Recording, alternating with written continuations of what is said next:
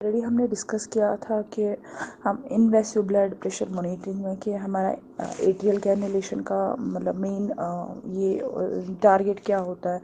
Atrial cannulation से हम blood pressure monitoring लेते हैं, जिसमें कि जिसमें हम एक आर्टरी को कैनुलेट करते हैं, उसके साथ कैनुला कनेक्ट करते हैं to the transducer which in turn is connected to the monitor which gives the continuous monitoring of the blood pressure. लेकिन इसके बावजूद भी बाकी क्या क्या फंक्शंस है, बाकी क्या क्या यूजेस है एट्रियल कैनुलेशन के।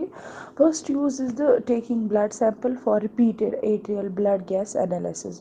When we have to take ABG, when we have to take ABG value, ABG level, हमें अगर चेक करनी हो ABG level, that is the arterial blood gas analysis, we can take the sample. हम sample ले सकते हैं और उसके लिए हम एट्रियल कैनुलेशन कर सकते हैं।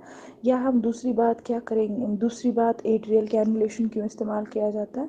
It can also be the use when we have to avoid the frequent puncture to take blood sample for investigations. अगर हमें बार बार ब्लड सैंपल लेना है, बार बार हमें ब्लड सैंपल इन्वेस्टिगेशंस के लेना है, इन्वेस्टिगेशन पर्पस के लिए लेना है, जिससे कि बार बार पंक्चर हो, जिससे कि फ्रिक्वेंटली पंक्चर हो ये जो पेशेंट है, क्योंकि हमें बार बार पेशेंट से ब्लड सैंपल लेना है इन्वेस्टिगेशंस के लिए, तो उस चीज़ के लिए भी हम एट्रियल कैनुलेशन कर सकते हैं।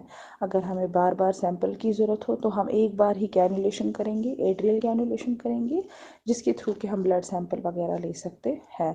या तीसरी बात अगर हम करें तो it is also used to measure the dynamic parameters of the cardiac functions.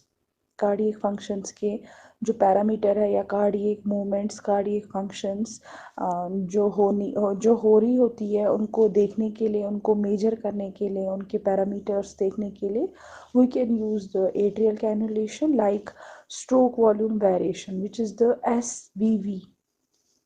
एसवीवी check कर सकते हैं। It is also the cardiac parameter.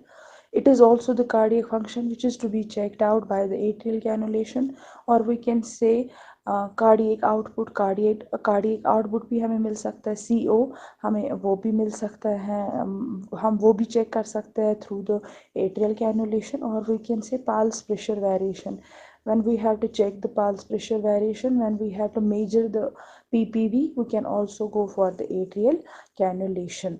लेकिन बात क्या है, जो हम ये एट्रियल कैनुलेशन जो होती है, जिसमें कि हम बहुत पैरामीटर्स कार्डियक फंक्शंस चेक करते हैं, वो ये सारे भी चेक हो सकते हैं। और देखा जाता है कि ये बहुत ही ज़्यादा रिलायबल टेक्निक है। It is most reliable technique which is to be used for measuring the dynamic parameters of the cardiac functions, like we use the atrial cannulation. Now the complications of the atrial cannulation. The first complication is the atrial injury. There can be injury in the artery, or there can be spasm in the artery also, or there can be distal ischemia.